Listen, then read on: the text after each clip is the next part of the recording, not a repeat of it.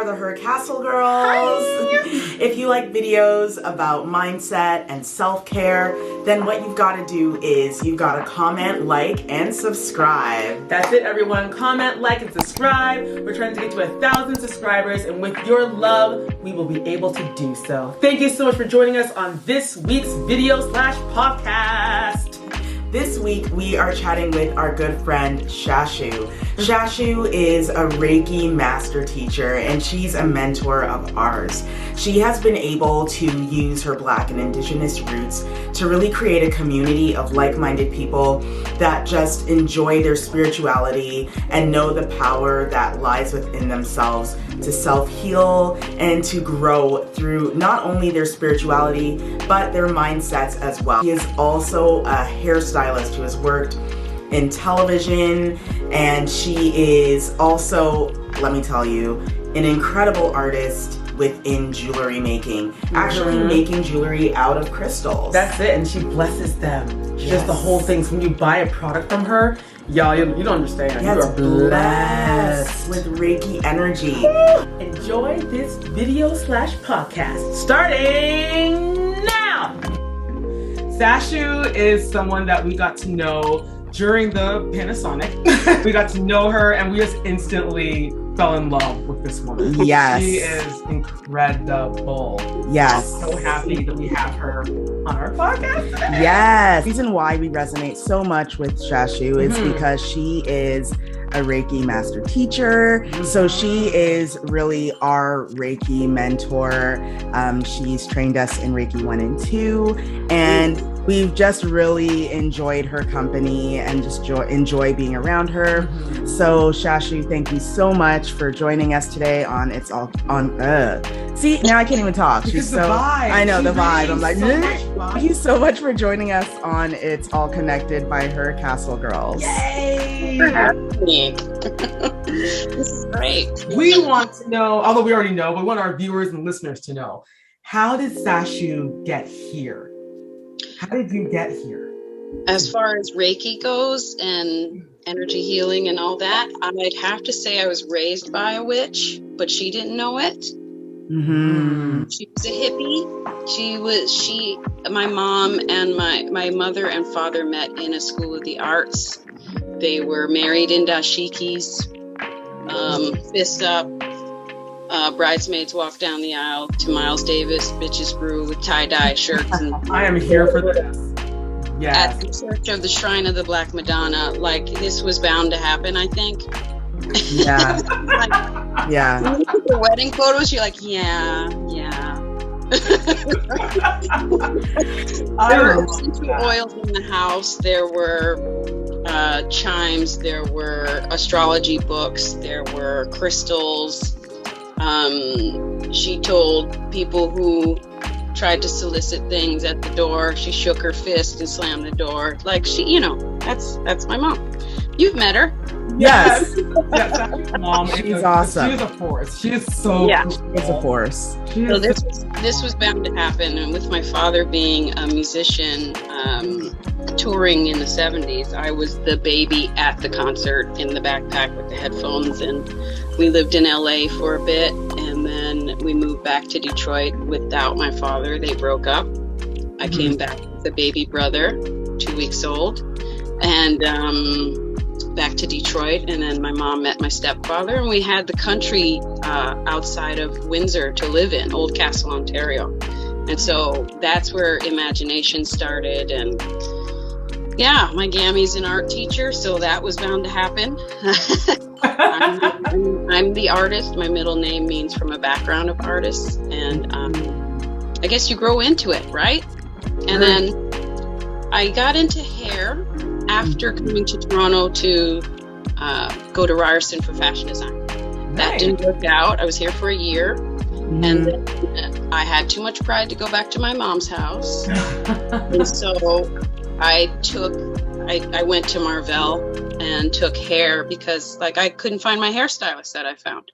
And I said, they're not leaving me again. Yeah. So you're not going to get that option again. Matters into your own hands. Right. So and smart. I think with that, 3 months in, I found another hairstylist, and she started getting me out of hair school after I was in for 3 months. And, you know, you could go at that time and go just grab a student. Her name would be, you know, my name would be up there, and she'd come and get me. So I don't know if I fully got my hours until later, because what was that? That was 93 into 94. Mm-hmm. 93, I was 20. And so she was the lady that was doing video shoots, photo shoots. Raptors were about to come to town. We had, like, Morris Chestnut was starting to buy a condo in, you know, it was always buzz. And so you're constantly busy and around creatives, and I really thrived in those environments. And that was cool.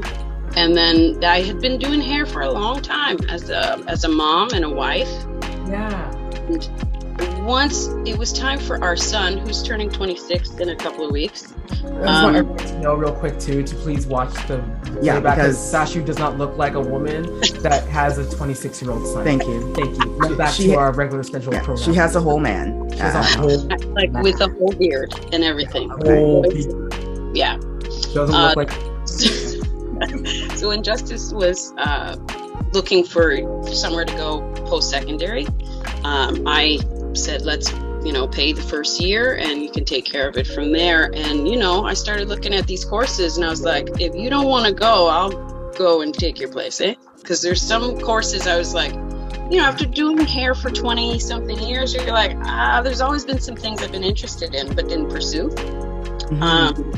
And I kind of put it out there that if my mom had taken Reiki, she became a Reiki Master, and I helped pay for that. And that was nice. But then, you know, I go to Windsor and go to a drum circle for summer solstice, and I'm like, all the cool people are Reiki practitioners.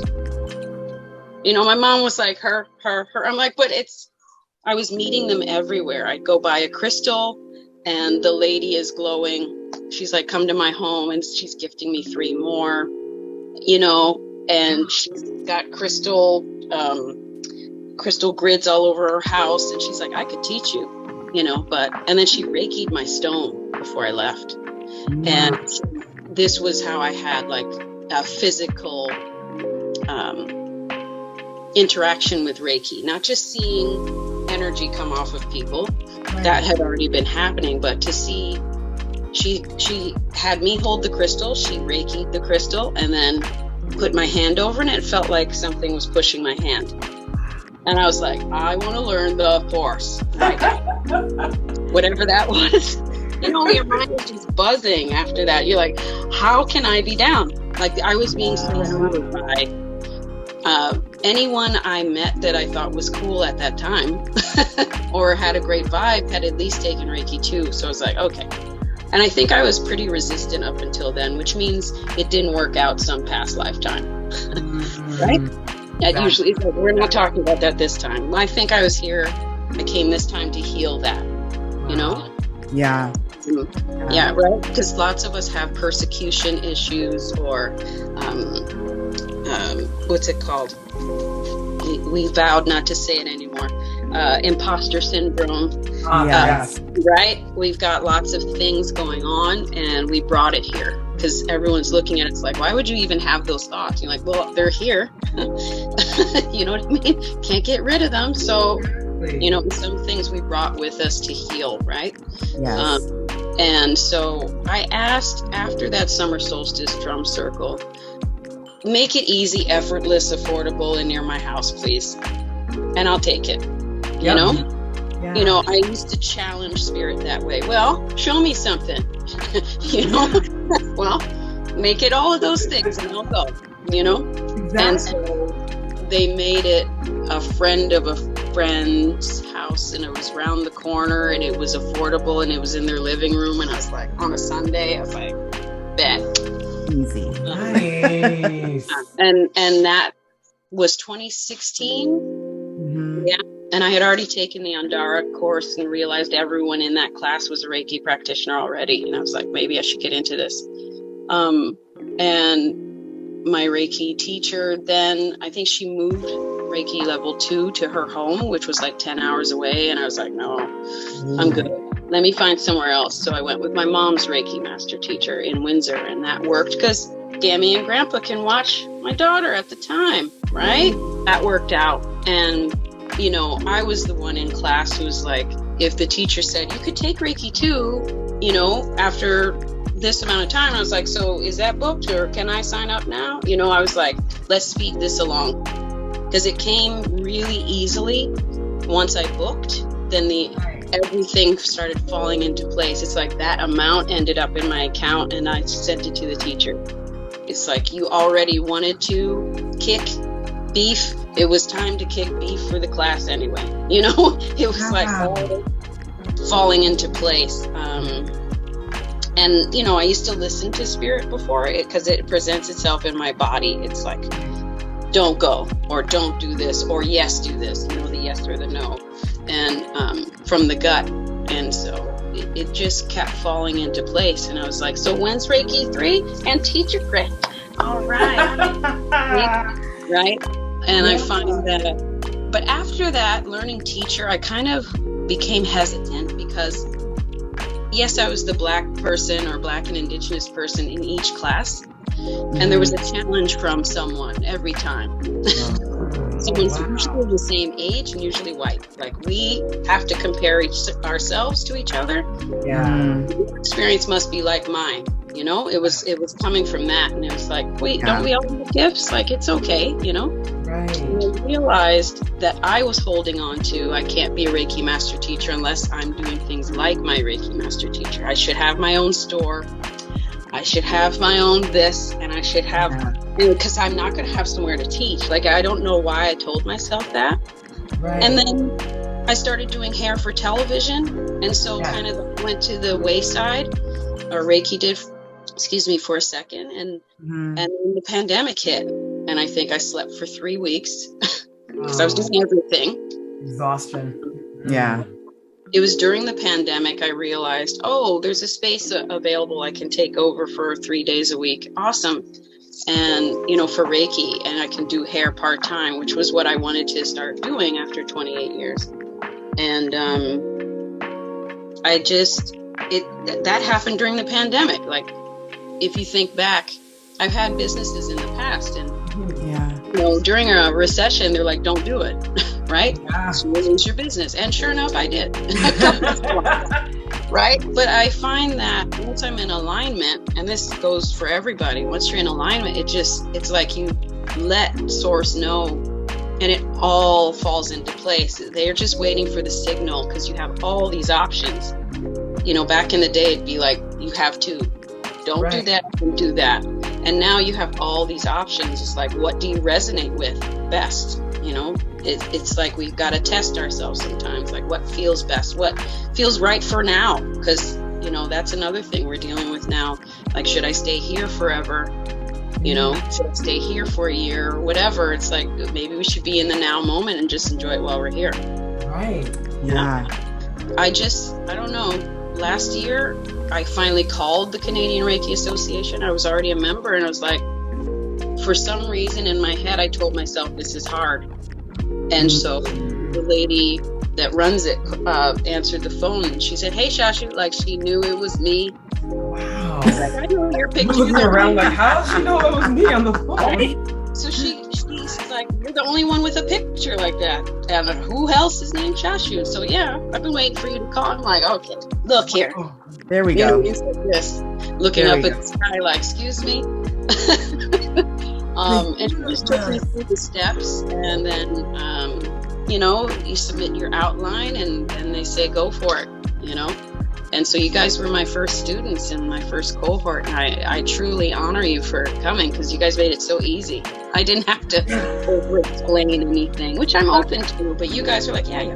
Next. Okay. Because you guys had already dabbled, you know? Yeah, exactly. I love that. And I love how things just, it seemed to just fall into place without much heavy effort. And I love how you highlighted, you know, in your head, sometimes things seem hard, when it's not. When it's actually not. So I'm so good at making things hard for myself. Yes. But that makes me feel like I've earned the thing. Right. Yeah. Right? Yeah. And I'm like, look how hard I worked to get the thing. You better realize how hard I worked. And then it's like, but it was so easy. Why did I resist? You know? So yeah. Very good at that. But I'm getting better.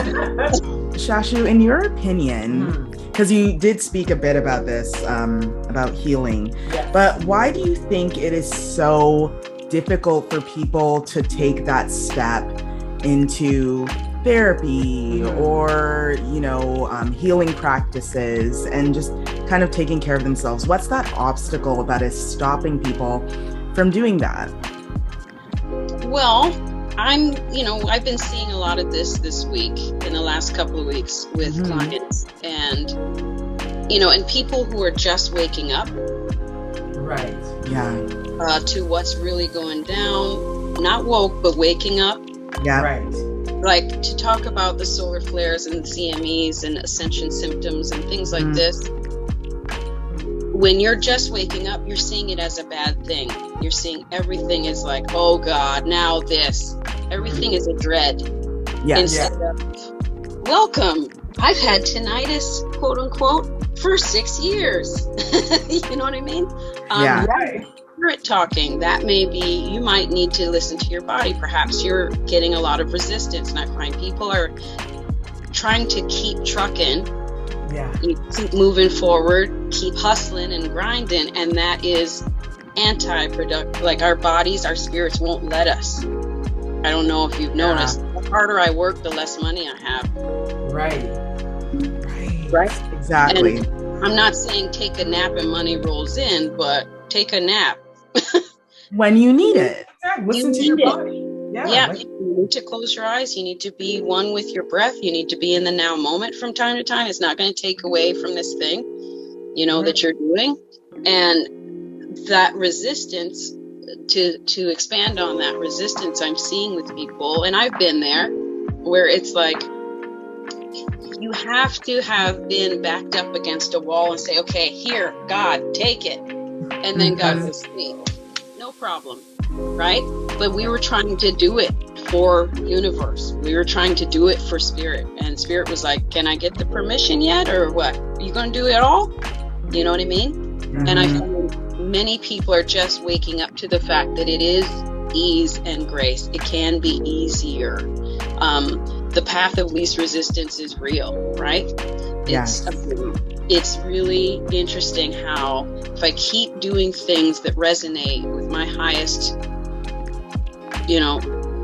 expectations or whatever, it makes me excited, then things just start flowing in. I'm matching that frequency, right? Yeah. Don't you even just feel just refreshed, just like listening to Shashu? I mean, such a great conversation. She is an amazing woman. Oh my gosh. And she really helped us when we were going through, the world was going through the whole Panasonic. She came through and made us just feel at home, made us feel good, giving us all that good energy in the world. She is a real gem.